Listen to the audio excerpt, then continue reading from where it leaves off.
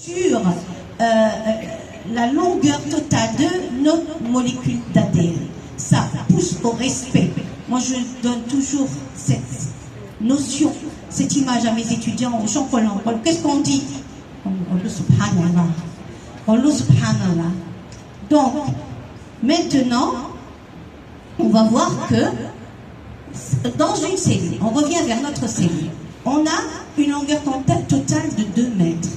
Comment ça fait pour rentrer dans une cellule, dans le noyau qui est encore plus petit, etc. Eh bien, c'est super condensé. Super condensé. Et la condensation la plus totale, c'est le chromosome métaphasique. On est d'accord? Donc, si vous déroulez votre... C'est pour ce que je vous disais que le chromosome, c'est un petit peu une pelote de laine. Hein? C'est pour gagner de la place, pour mettre tout ça en place. Donc, finalement, si vous déroulez, vous trouvez votre molécule d'ADN. Mais la molécule d'ADN n'est pas toute seule. Elle est enroulée autour des protéines qu'on appelle des protéines histones.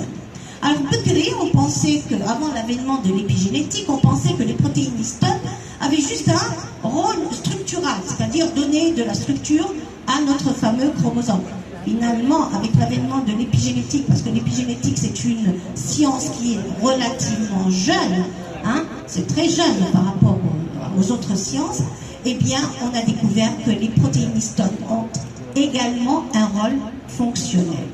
Bien, alors, donc tout le génome n'est pas le seul support de l'hérédité, puisque donc, on va parler maintenant de chromatine. Chromatine égale ADN plus protéines histones.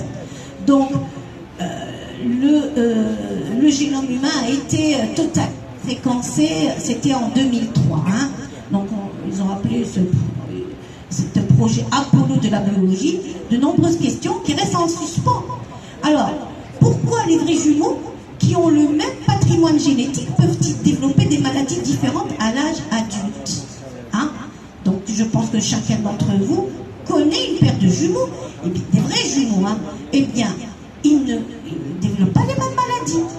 D'autre part, comment les cellules de notre corps, qui portent toutes une copie identique de notre génome, peuvent-elles devenir des cellules de la peau, du cœur, du foie, c'est-à-dire une spécialisation? Qu'est-ce qui fait que, donc, une cellule se spécialise? Eh bien, tout simplement, c'est que dans chacune de nos cellules, on a la totalité de nos gènes. Seulement, voilà, dans une cellule donnée, il y en a certains qui s'expriment et d'autres non. On est d'accord? Donc, alors là, l'une des réponses à ces questions, c'est évidemment l'épigénétique. Donc, qu'est-ce que c'est? C'est un mécanisme de modification de l'expression des gènes sans modification de la séquence ADN. C'est-à-dire qu'il n'y a pas mutation, il n'y a pas un changement de la séquence.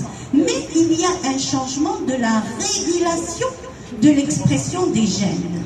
Hein? Comme je disais tout à l'heure, vous savez qu'il y a des gènes qui vont s'exprimer et d'autres non. Parce que, regardez, le gène de l'insuline, par exemple, il s'exprime dans les cellules pancréatiques, il ne s'exprime pas ailleurs. Ailleurs, il est mis sous silence. Donc, on va voir, l'épigénétique, c'est quoi? C'est le fait de, est-ce que les gènes sont on ou off, allumés ou éteints? Ils s'expriment ou ils ne s'expriment pas? Ils s'expriment, ça veut dire qu'ils peuvent être transcrits, traduits. C'est-à-dire que leur produit est là. Ils ne s'expriment pas, il n'y a ni transcription, ni traduction. Parfois, il peut y avoir transcription, mais il n'y a pas de traduction. On va voir que les niveaux de régulation de l'expression des gènes sont donc de l'ordre de 3. Donc à 3 niveaux. D'abord, il y a le plus connu, c'est évidemment la méthylation de l'ADN. Méthylation de l'ADN. Le deuxième, c'est la modification des protéines histones. Et le troisième niveau, c'est les ARN interférents. Donc, on va surtout voir le cas des micro-ARN. Bon, en ce qui concerne la méthylation de l'ADN, regardez bien, c'est des groupements méthyles, hein, comme des chimistes, comme Terraform. C'est des groupements méthyles qui sont incrustés au niveau des cytosines de l'ADN. Bon, on va dire que, moi je dis toujours à mes étudiants, je relève, ce qu'on est en train de raconter, c'est pas de l'abstrait, c'est du concret, c'est du vrai, de vrai. C'est-à-dire que c'est dans le tout petit, mais ça existe.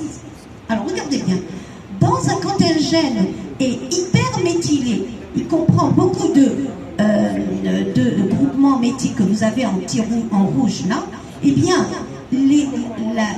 l'enzyme qui va faire la transcription, parce qu'on appelle, pour qu'un gène s'exprime, il doit être transcrit, traduit. Donc l'enzyme qui fait la transcription avec les facteurs de transcription, avec l'ARN polymérase, eh bien tout simplement, elle ne peut pas venir se positionner au niveau du promoteur de ce gène. Donc ce gène est mis sous silence quand il est hyper méthylé. Alors maintenant, modification des histones. Il y en a plusieurs. La plus importante, on va voir l'acétylation. L'acétylation, qu'est-ce que c'est? Vous connaissez, la plupart des chimistes, vous connaissez le groupement acétyl. Qu'est-ce qu'il fait, ce groupement acétyl? Eh bien, le groupement acétyl diminue les charges négatives de ces protéines histones, parce que ce sont des protéines basiques, riches en acides aminés chargés positivement, c'est-à-dire la lysine, l'arginine, la coptarafone. Donc, finalement, le groupement acétyl, quand il vient se greffer au niveau des protéines histones, il va diminuer la charge positive. Ce qui fait que l'attraction avec la molécule d'ADN va se diminuer, parce que l'ADN, c'est un acide désoxyribonucléique, chargé négativement. Donc, plus il y a cette attraction, plus il y a condensation qui va se faire là, et plus il n'y a pas accessibilité à la machinerie transcriptionnelle. C'est-à-dire que l'ARN polymérase et les facteurs de transcription ne pourront pas venir transcrire le gène qui se trouve à ce niveau-là, parce que c'est super condensé. Par contre, l'acétylation, elle va relâcher un petit peu, et on voit en bas que l'ADN, le trait en noir, c'est l'ADN. Donc l'ADN est plus relâché, donc plus accessible à la machinerie transcriptionnelle. Donc un gène acétylé, il va être transcrit, donc il est en mode on, il est actif. Seulement voilà, les modifications épigénétiques sont réversibles, et c'est là où on va trouver que ça c'est très intéressant.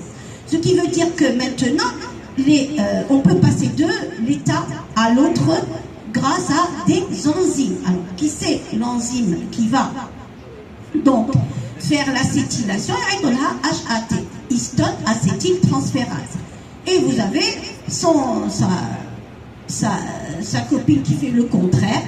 Elle fait la désacétylation, c'est HDAC, histone déacétylase. Donc, attention, mettez-vous en tête parce qu'on va en avoir besoin. Acétylation, gène s'exprime. Déacétylation, le gène ne s'exprime pas. La méthylation, alors c'est l'ADN méthyltransférase. Et donc, il y a une autre enzyme qui va également déméthyler. Maintenant, les micro-ARN. Là, c'est le dernier, le troisième volet de régulation de l'expression des gènes, qui est un facteur épigénétique. Ce sont des petits ARN, donc d'environ 21 à 24 nucléotides, ne codent pas de protéines. C'est-à-dire qu'ils ne vont pas servir à être traduits, parce qu'on connaît les ARN, normalement ils sont traduits.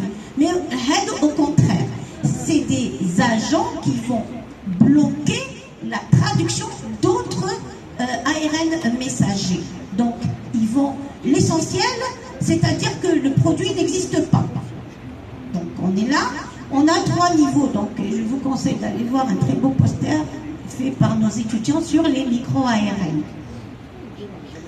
Donc, maintenant, on va parler du cancer.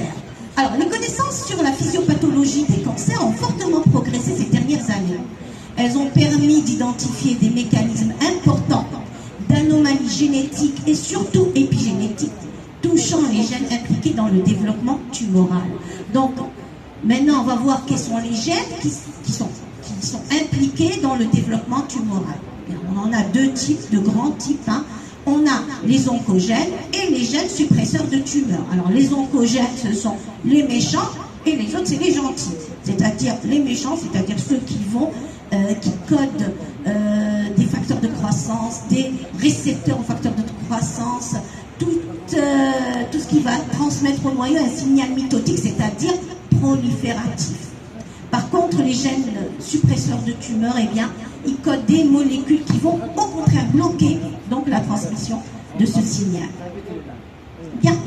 Alors maintenant, normalement, en homéostasie, c'est-à-dire en santé, un individu porte normalement les deux types de gènes. On les a tous, hein. Seulement, quelqu'un qui est en santé, eh bien, les oncogènes sont sous forme de proto-oncogènes, c'est-à-dire qu'ils ne s'expriment pas. Et donc, les gènes suppresseurs de tumeurs, là, ils s'expriment. Ça, c'est normalement. Donc, maintenant, on sachait que dans la plupart dans tous les types de cancers, on a trouvé des modifications épigénétiques qui sont aberrantes et qui vont donner donc un cancer, un développement d'un cancer. Tout type de cancer, hein, donc ça, c'est reconnu. Donc, c'est dû à quoi? En fait, c'est des modifications épigénétiques qui vont, d'une part, inactiver les gènes suppresseurs de tumeurs, ou bien activer les proto-oncogènes. C'est-à-dire que quand vous avez un gène suppresseur de tumeur hyperméthylé, eh bien, il ne peut pas être exprimé, comme on l'a vu tout à l'heure. Au contraire, par exemple, les oncogènes, quand ils sont hypométhylés, eh bien, ils vont s'exprimer. Pour l'acétylation, c'est la même chose. On va voir comment. Donc, maintenant, il faut dire que les oncogènes doivent rester sous forme hyperméthylée pour qu'ils ne s'expriment pas. D'accord? On a besoin, voilà, silencieux. On a besoin donc de donneurs de groupement méthyle. Hein, on est d'accord? On a besoin de donneurs de groupement méthyle. On a besoin de méthyler certains gènes. Donc, et donc, quels sont les donneurs de groupement méthyle? Les groupements méthyles sont obtenus via des réactions biochimiques. Pour que ces réactions aient lieu, des donneurs de méthyle sont nécessaires. Il s'agit de protéines, alors là, alimentaires. Vous voyez, là, on arrive bchouïa. Alors, c'est des protéines alimentaires riches en méthionine, d'aliments contenant de la bétaïne, mais aussi des vitamines. Les folates, c'est-à-dire la vitamine B9, les vitamines B12 et B6 sans qui le groupement méthyle ne peut pas être assimilé. Alors, ce qui s'ajoute aussi des activateurs, la B2, le zinc, également, donc pour que le capital méthyle soit optimal, il faut que ces acteurs micronutritionnels soient présents en quantité suffisante. S'il est très difficile d'agir sur le code génétique, il est néanmoins possible de modifier l'expression de nos gènes en optimisant notre capital méthyle par l'alimentation. Donc, voilà, il y a quelqu'un, il a une maladie génétique, il y a aussi une maladie génétique. Pour nous, avant, c'est grave, on ne peut rien faire. Il y a aussi qui m'a retenu avec nos étudiants, il y a aussi alors, les étudiants ont dit, d'accord, n'est-ce pas, Bullet? Donc, finalement, maintenant, on peut agir, parce qu'on ne peut pas agir sur la séquence en ADN, c'est vrai. Mais on peut agir sur l'expression de nos gènes par notre alimentation. Et on va voir comment. Vous allez voir comment. Donc, en réalité, donc, voyez, donc une carence en acide folique. L'acide folique, c'est le donneur primaire de groupement CH3. Hein. Une carence en acide folique conduit à une hypométhylation globale de l'ADN et à l'instabilité génomique. Alors, cette carence est associée avec un risque de cancer du sein, de l'ovaire, du pancréas, du cerveau, des poumons et du col de l'utérus. Donc, c'est assez grave, cette hypométhylation des oncogènes. On est d'accord? Bien. Ensuite, elle conduit également à une hyperexpression des oncogènes par hypométhylation des promoteurs, comme on l'a expliqué tout à l'heure. D'un autre côté, cette hypométhylation, hein, de façon générale, elle ne va pas donner que des cancers. Elle donne plein de pathologies. Donc, des pathologies hépatiques, spina bifida, c'est-à-dire la fermeture du tube neural pendant le développement gestationnel. C'est quand la maman, elle ne mange pas suffisamment de folate, de vitamine B9. D'accord? Les maladies cardiovasculaires, le déclin cognitif, la fatigue, les faiblesses musculaires, même le diabète et l'obésité. Ça va même à la dépression, donc au niveau neural. Maintenant, quand l'alimentation, regardez bien, influence nos gènes. Là, c'est la bonne nouvelle. On peut influer sur l'expression de nos gènes par notre alimentation. Regardez bien. Il est possible d'optimiser notre capital méthyl au travers de notre alimentation. Voici donc les aliments à privilégier pour composer votre assiette épigénétique. Les légumes verts à feuilles saupoudrées donc de levure de bière, le foie sont source de B9, l'avocat, le soja, la levure des bières également, source de B6. Alors les abats, les huîtres, les poissons, les sardines, les laitages, les jaunes d'œufs, alors là, sont source de B12. Le germe de soja, les œufs, les foies, le foie sont source de choline. Également les crevettes, c'est cher, mais les épinards, c'est moins cher, pour avoir de la bétaïne. Et les huîtres, les gerbes de blé, etc., sont source de zinc. Donc, vous voyez que notre assiette va influer l'expression de nos gènes. C'est pour ça que, regardez bien, même la femme enceinte, avant même qu'il y ait fécondation, quand elle a un projet d'entamer une grossesse, on lui demande même avant 3 mois au moins de commencer à prendre des folates, des donneurs de groupement méthyl, justement parce que ça aide à la spécialisation pendant le développement embryonnaire, pendant le développement fœtal. Ces groupements méthyl vont aider à la spécialisation. Il y a des gènes qui vont... Sinon, tous les gènes vont s'exprimer et l'individu, ce sera du amorphe, donc aucune forme. D'accord? Donc maintenant, les chercheurs ont vu cette potentialité de réversibilité des modifications épigénétiques. Donc, il y a des thérapies épigénétiques qui sont mises en marche. Alors, avant tout, donc on a les inhibiteurs des HDAC. Rappelez-vous, histone déacétylase. L'histone déacétylase, elle va déacétyler les gènes suppresseurs de tumeurs, ce qui fait qu'ils ne vont plus s'exprimer. Donc, regardez bien, dans l'industrie pharmaceutique, et ça je connais parce que je travaille avec des oncologues, les premières molécules qui sont développées en ce moment anticancéreuses, ce sont des inhibiteurs des HDAC. Ça, c'est des molécules donc pharmaceutiques qui sont développées en ce moment. Alors pourquoi nous, on ne va pas utiliser notre alimentation dans ce sens? À savoir que le resveratrol, polyphénol présent dans le raisin, contient des inhibiteurs de HDAC. Et pas que le resveratrol, qu'est-ce que je peux vous dire? C'est une molécule miracle. Alors, anti-stress oxydant, et également ça va réveiller, ça a le même effet que la restriction calorique, qui va donc booster les gènes qui sont contre le vieillissement, à savoir donc dans le raisin.